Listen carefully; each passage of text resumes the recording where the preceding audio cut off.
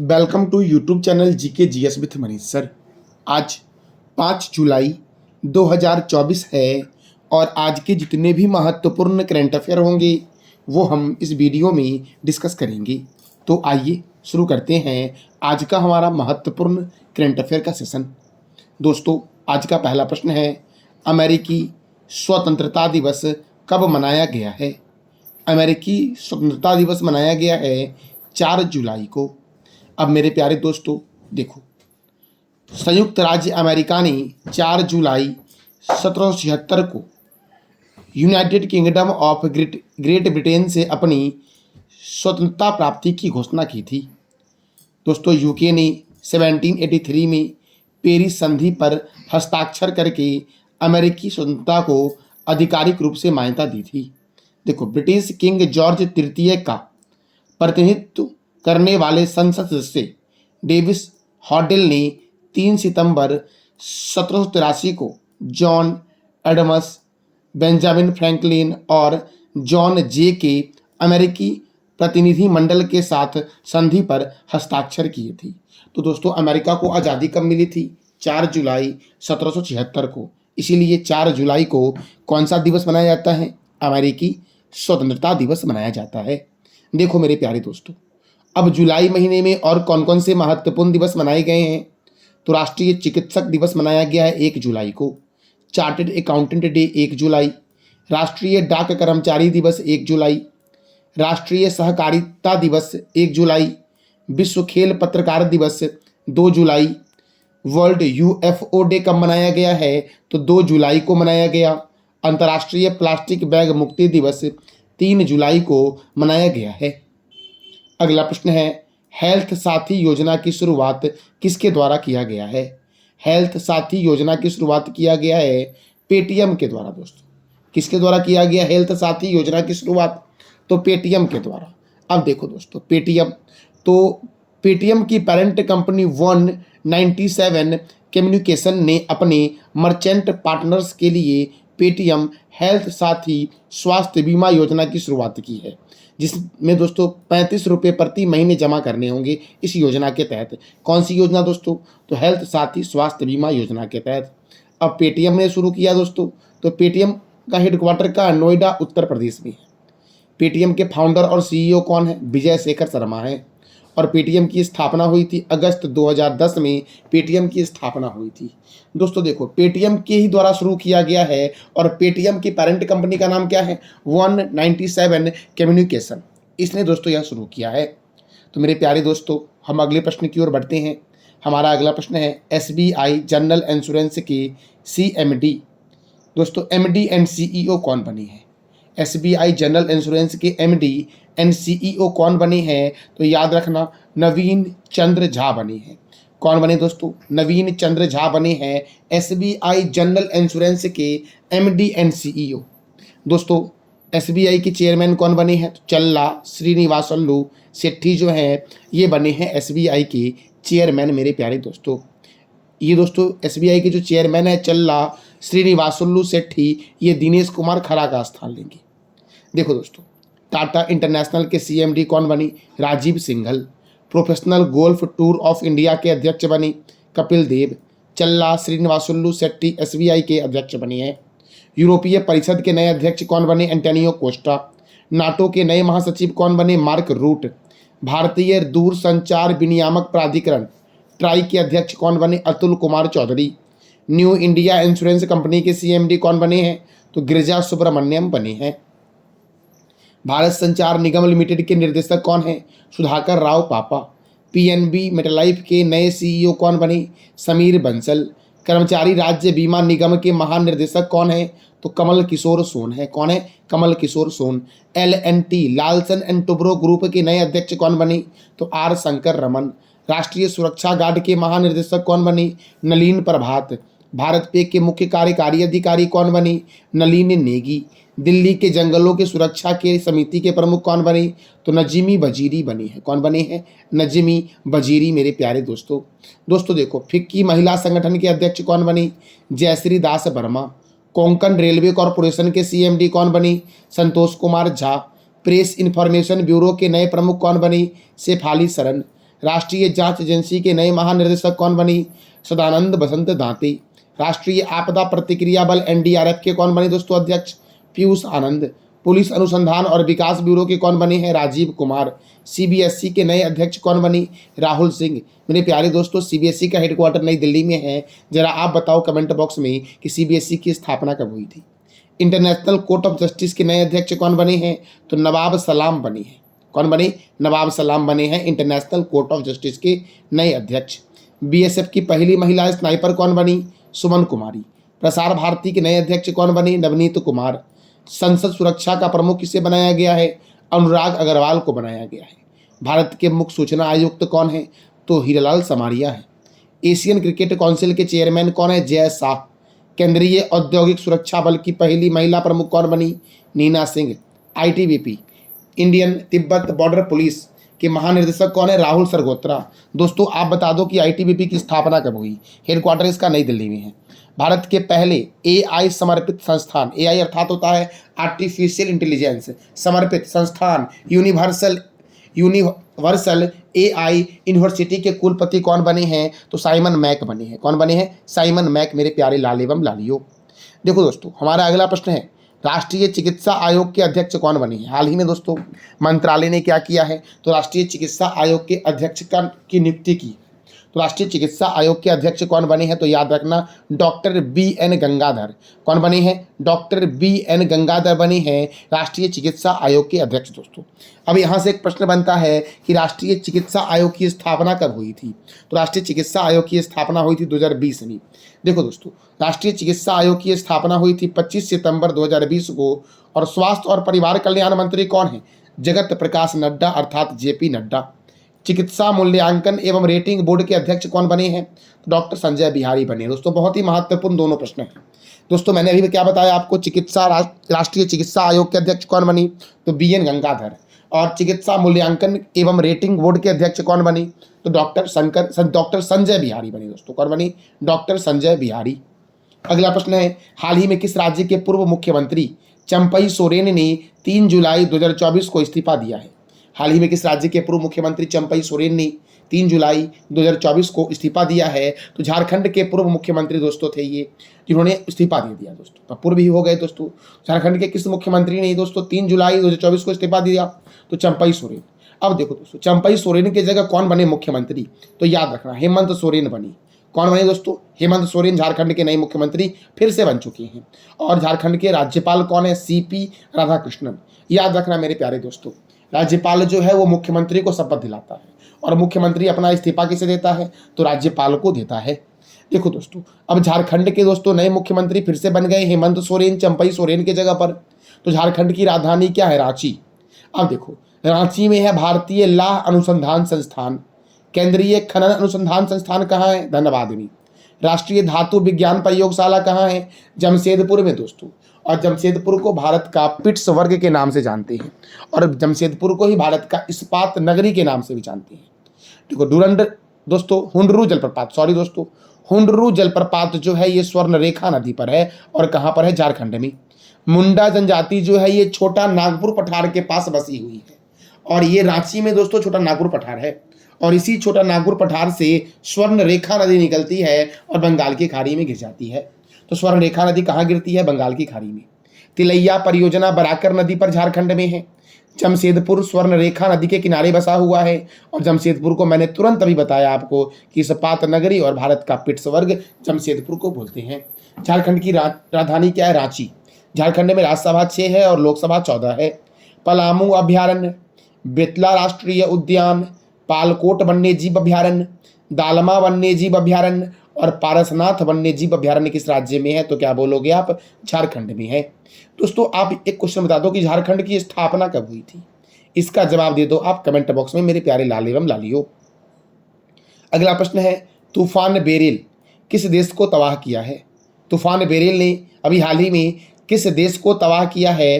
तो जमैका को। दोस्तों जमैका जो है ये केला उत्पादन के लिए प्रसिद्ध देश है जमैका, जिसे तूफान बेरिल ने तबाह कर दिया है। दोस्तों अब देखो जमैका कैरेबियन सागर और वेस्ट इंडीज में एक द्वीपीय राष्ट्र है।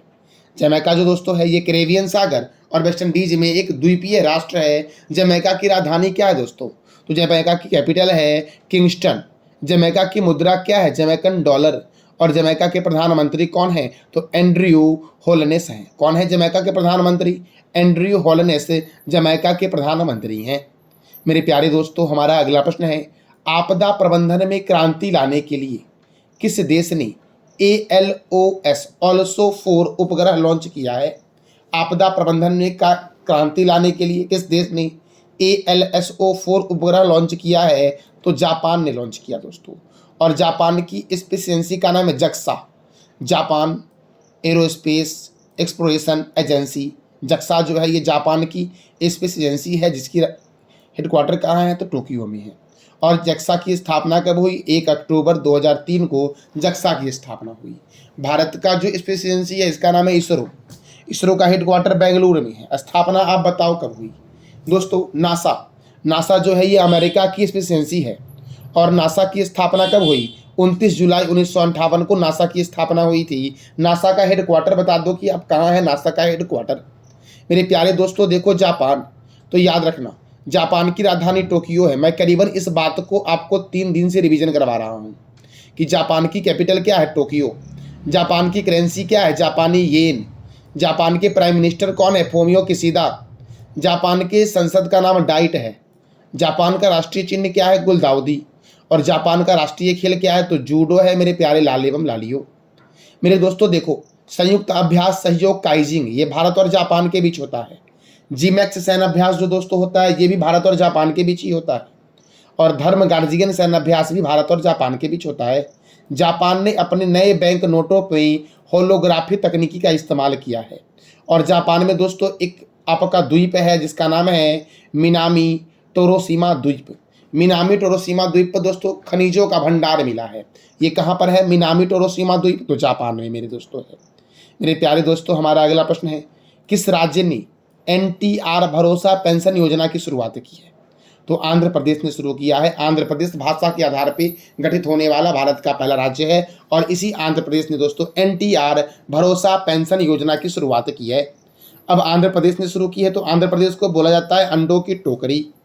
देखो दोस्तों, इस योजना के तहत 65.31 लाख लाभार्थियों के लिए 4,408 करोड़ रुपए वितरण का शुभारंभ किया गया है। मेरे प्यारे दोस्तों याद रखना, मेरे प्यारे दोस्तों, ये जो योजना आपका है, इस योजना का नाम क्या है? तो इस योजना का नाम है भरोसा पेंशन योजना, NTR भरोसा पेंशन योजना। इस योजना के तहत 65.3 लाख लाभार्थियों के लिए 4,408 करोड़ रुपए वितरण का शुभारंभ किया गया है। और पेंशन को मेरे दोस्तों 3,000 रुपये से बढ़ा करके 4,000 रुपये प्रति माह कर दिया गया है। जो दिव्यांग व्यक्ति के लिए, जो दिव्यांग व्यक्ति है उनके लिए पेंशन को 3,000 रुपये से बढ़ा करके 6,000 रुपये प्रति माह कर दिया गया है। दोस्तों यही है NTR भरोसा पेंशन योजना जो आंध्र प्रदेश में शुरू किया गया है। अब देखो मेरे दोस्तों, आंध्र प्रदेश की राजधानी क्या है? अमरावती। आंध्र प्रदेश के मुख्यमंत्री कौन है? चंद्रबाबू नायडू। आंध्र प्रदेश के गवर्नर कौन है? S अब्दुल नजीर। मेरे दोस्तों, श्री वेंकटेश्वर राष्ट्रीय उद्यान, पुलिकट लेक वन्यजीव अभ्यारण्य, नागार्जुन सागर श्रीशैलम वन्यजीव अभ्यारण्य, पापीकोडा नेशनल पार्क किस राज्य में है? तो आंध्र प्रदेश में है। आंध्र प्रदेश में ही बालाजी तिरुपति दोस्तों मंदिर है। बालाजी मंदिर तिरुपति आंध्र प्रदेश। भारत का सबसे गहरा बंदरगाह विशाखापट्टनम बंदरगाह। दक्षिण रेलवे का हेडक्वार्टर सिकंदराबाद में है। जो दक्षिण तटीय रेलवे का हेडक्वार्टर विशाखापट्टनम में है। केंद्रीय तंबाकू अनुसंधान संस्थान राजमुंदरी में है दोस्तों। और सतीश धवन अंतरिक्ष केंद्र कहाँ है? सतीश धवन अंतरिक्ष केंद्र आंध्र प्रदेश के श्रीहरिकोटा में दोस्तों स्थित है। देखो, आंध्र प्रदेश का मुख्य लोक नृत्य है कुचिपुड़ी और कोलट्टम।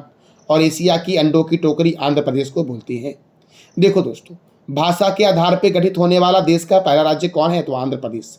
आंध्र प्रदेश में दोस्तों अभी हाल ही में विधानसभा चुनाव हुआ था, जिसमें दोस्तों आंध्र प्रदेश में विधानसभा सीटें कितनी है? 175। और इस 175 सीटों में तेलुगु देशम पार्टी को 135 सीटें मिली थी। जनसेना पार्टी को दोस्तों 21 सीटें मिली थी। जनसेना पार्टी दोस्तों पवन कल्याण की पार्टी है। और पवन कल्याण दोस्तों, एक्टर पवन कल्याण जो है वो आपके आंध्र प्रदेश के उप मुख्यमंत्री भी बनी है। दोस्तों भारतीय जनता पार्टी को 8 सीटें मिली है। मेरे दोस्तों देखो, तो आंध्र प्रदेश की स्थापना कब हुई? 1 अक्टूबर 1953 को हुई थी। कोलेरू झील गोदावरी और कृष्णा नदी के डेल्टा पर स्थित है। पुलिकट झील तमिलनाडु और आंध्र प्रदेश की सीमा पर स्थित है। तेलंगाना, कर्नाटक, तमिलनाडु, छत्तीसगढ़ और उड़ीसा की सीमा लगती है किस राज्य से? तो आंध्र प्रदेश से लगती है। दोस्तों, तो मैंने आपको आंध्र प्रदेश के बारे में लगभग सारे चैप्टर को करवा दिया। मेरे प्यारे दोस्तों, आप कमेंट बॉक्स में अवश्य फीडबैक दिया करो कि आपको यह कंटेंट जो हमारा है ये कैसा लगा। इसका फीडबैक आप अवश्य कमेंट बॉक्स में दिया करो। और जो मैं दोस्तों आपसे 3 प्रश्न करता हूँ वीडियो के एंड में, उसका जवाब भी दोस्तों आप दिया करो। मैं प्रत्येक दिन वीडियो के एंड में आपसे 3 प्रश्न करता हूँ। दोस्तों, अगला प्रश्न हमारा है, हाल ही में बलराम को किस राज्य के ट्री मैन पुरस्कार से सम्मानित किया गया है? दोस्तों, बलराम को किस राज्य के ट्री मैन पुरस्कार से सम्मानित किया गया है? तो तेलंगाना के ट्री मैन पुरस्कार से सम्मानित किया गया है बलराम को। अब आपके मन में चल रहा हो कि बलराम कौन है? तो देखो दोस्तों, SCCL के अध्यक्ष और प्रबंधक निर्देशक N बलराम को तेलंगाना की कोयला जिले में 18,000 से अधिक पौधे लगाने के लिए ग्रीन मैपल फाउंडेशन द्वारा तेलंगाना के वृक्ष पुरुष का सम्मान दिया गया है। मेरे प्यारे दोस्तों, याद रखना, बलराम को जो तेलंगाना का वृक्ष पुरुष का सम्मान दिया गया है वो कौन से फाउंडेशन के द्वारा दिया गया है? तो ग्रीन मैपल फाउंडेशन के द्वारा दिया गया है। और ये जो N बलराम है ये तेलंगाना के कोयला जिले में 18,000 से अधिक पौधे लगा चुके हैं। इसलिए दोस्तों पर्यावरण संरक्षण के लिए यह पुरस्कार इनको दिया गया है, तेलंगाना के ट्री मैन का पुरस्कार। दोस्तों अब देखो, तेलंगाना में है पखाल वन्यजीव अभ्यारण्य, कवाल वन्यजीव अभ्यारण्य, अमराबाद बाघ रिजर्व, कसु ब्रह्मानंद रेड्डी राष्ट्रीय उद्यान कहाँ है? तेलंगाना में। मेरे प्यारे दोस्तों, आप बता दो कमेंट बॉक्स में कि तेलंगाना के राज्यपाल कौन है और मुख्यमंत्री कौन है, और वहाँ पे राज्यसभा और लोकसभा सीट कितना है? इसका जवाब दे दो आप कमेंट बॉक्स में। 4 मीनार हैदराबाद में है और जिसका निर्माण करवाया था कुली कुतुब शाह ने। हुसैन सागर झील हैदराबाद में है और इस हुसैन सागर झील का भी निर्माण कुली कुतुब शाह ने ही करवाया था। हिमायत सागर और सरोवर नगर झील किस राज्य में है? दोस्तों तेलंगाना में है। और तेलंगाना में कहाँ पर है? तो हैदराबाद में। और याद रखना मेरे प्यारे लाल एवं लालियों, हैदराबाद मूसी नदी के किनारे है। देखो दोस्तों, राजीव गांधी अंतर्राष्ट्रीय हवाई अड्डा हैदराबाद में है। राजीव गांधी अंतर्राष्ट्रीय क्रिकेट स्टेडियम भी हैदराबाद में ही है।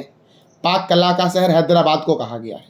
मिर्गावनी नेशनल पार्क तेलंगाना में है। कोंडा पोचंपा सागर परियोजना गोदावरी नदी पर दोस्तों है। कालेश्वरम परियोजना गोदावरी नदी पर। समकाका सागर सिंचाई परियोजना गोदावरी नदी पर है और किस राज्य में है मेरे लाल एवं लालियों? तो तेलंगाना में है। दोस्तों हमारा अगला प्रश्न है, हाल ही में किस राज्य के राज्यपाल ने कर्नल MB रविंद्रनाथ द्वारा रचित Kargil war the turning point पुस्तक का विमोचन किया है? दोस्तों देखो, सबसे महत्वपूर्ण तो यहाँ पे ये बनता है कि Kargil war the turning point पुस्तक के लेखक कौन है? तो MB रविंद्रनाथ हैं दोस्तों। और इनके पुस्तक का विमोचन किस राज्य के राज्यपाल ने किया है? तो अरुणाचल प्रदेश के राज्यपाल कैवल्य त्रिविक्रम परनाइक ने किया है। अरुणाचल प्रदेश के राज्यपाल कौन है? कैवल्य त्रिविक्रम परनाइक। और अरुणाचल प्रदेश दोस्तों आपका है, ये नॉर्थ ईस्ट का सबसे बड़ा राज्य है क्षेत्रफल की दृष्टिकोण से। देखो दोस्तों, अब अरुणाचल प्रदेश के बारे में तो जानेंगे ही। देखो, कर्नल MB रविंद्रनाथ जो राजपूताना राइफल्स के 2वीं बटालियन के कमांडिंग ऑफिसर थे, इन्होंने ऑपरेशन विजय के दौरान मई से जुलाई 1999 तक अपनी बटालियन के ऑपरेशन की जानकारी दी है इस पुस्तक में। दोस्तों पुस्तक का मेरे प्यारे लाल एवं लालियों नाम क्या है? तो Kargil war the turning point, जिसका विमोचन किसने किया है? तो कैवल्य त्रिविक्रम परनाइक ने किया है, जो किस राज्य के राज्यपाल है? तो अरुणाचल प्रदेश के राज्यपाल है। अब अरुणाचल प्रदेश में सबसे पहले सूर्योदय होता है और अरुणाचल प्रदेश का जो प्राचीन नाम है वो नेफा है। अरुणाचल प्रदेश पूर्वोत्तर भारत का सबसे बड़ा राज्य है। तो अरुणाचल प्रदेश की राजधानी क्या है? ईटानगर। और ईटानगर में सेला सुरंग है, पासीघाट हवाई अड्डा है। गवर्नर है कैवल्य त्रिविक्रम परनाइक, मुख्यमंत्री पेमा खांडू, राज्यसभा 1 और लोकसभा 2। अरुणाचल प्रदेश की स्थापना केंद्र शासित प्रदेश के रूप में हुई थी, अर्थात यूनियन टेरिटरी के रूप में हुई थी 21 जनवरी 1972 को। और अरुणाचल प्रदेश भारत का राज्य कब बना दोस्तों? तो 20 फरवरी 1987 को बना। पखोई वन्यजीव अभ्यारण्य, नामदफा बाघ रिजर्व, कमलांग बाघ रिजर्व, मौलिंग राष्ट्रीय उद्यान, दिबांग वन्यजीव अभ्यारण्य, टैली घाटी वन्यजीव अभ्यारण्य किस राज्य में है? तो अरुणाचल प्रदेश में है।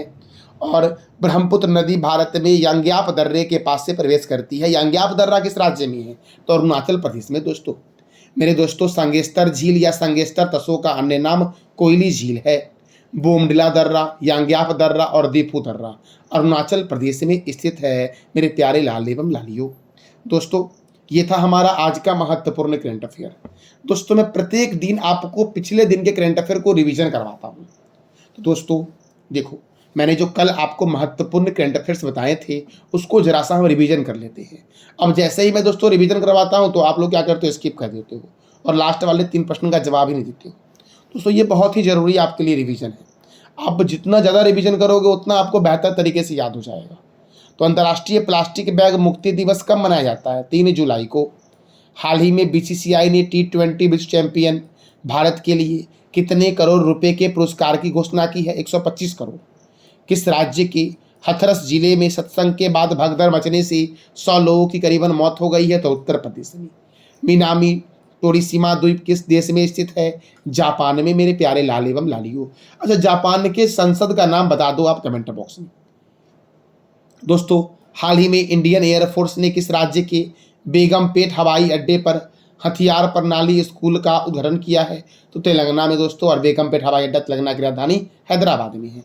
घुमंतू हाथी सैन्य अभ्यास या नोमैडिक एलिफेंट सैन्य अभ्यास का आयोजन भारत और किस देश के बीच? मेघालय के उमराव में हुआ है, तो मंगोलिया के बीच। मैत्री सैन्य अभ्यास 2024 का आयोजन भारत और किस देश के बीच होता है? तो भारत और थाईलैंड के बीच दोस्तों होता है। देखो दोस्तों, डिक एस्कोफ किस देश के नए प्रधानमंत्री बने? तो नीदरलैंड के नए प्रधानमंत्री बने हैं। और नीदरलैंड की कैपिटल क्या है? आप बताओ कमेंट बॉक्स में। हाल ही में किस मंत्रालय ने यूपीएससी उम्मीदवारों के लिए निर्माण पोर्टल लॉन्च किया है? तो कोयला एवं खान मंत्री दोस्तों। कोयला एवं खान मंत्री कौन है? ये भी आप बता दो कमेंट बॉक्स में। अगला प्रश्न दोस्तों, मैंने बताया था संपूर्ण जीव जंतु की सूची तैयार करने वाला विश्व का पहला देश कौन बना है? तो अपना प्यारा देश दोस्तों भारत बन गया है। दोस्तों, अब मैंने जो 3 प्रश्न किया था उसका जरा हम आंसर जान लेते हैं। देखो, किस भारतीय गायिका की जीवनी सरस स्वामिनी का विमोचन किया गया? आशा भोसले। अंतर्राष्ट्रीय खिलौना मेला 2024 की शुरुआत कहाँ हुई? नई दिल्ली में। मुख्यमंत्री मांझी लड़की बहनी योजना की शुरुआत किस राज्य में हुई? तो महाराष्ट्र में हुई मेरे प्यारे लाल एवं लालियों। देखो दोस्तों, आज का जो आपका 3 प्रश्न दोस्तों है इसका जवाब देना है कमेंट बॉक्स में आपको। मैत्री सैन्य अभ्यास 2024 का आयोजन भारत और किस देश के बीच हुआ है? डिक एस्कोफ किस देश के नए प्रधानमंत्री बने हैं? और मिनामी टोरेशिमा द्वीप किस देश में स्थित है? इस तीनों प्रश्न का जवाब दोस्तों दे दो आप कमेंट बॉक्स में। दोस्तों, यह जानकारी कैसी लगी इसका फीडबैक दोस्तों आप अवश्य कमेंट बॉक्स में दो और अपने दोस्तों को भी शेयर करो दोस्तों, ताकि अच्छी कंटेंट सभी लोगों के पास पहुंच सके। जानकारी अच्छी लगी तो चैनल को लाइक करें, शेयर करें और सब्सक्राइब करें। थैंक यू सो मच मेरे प्यारे दोस्तों।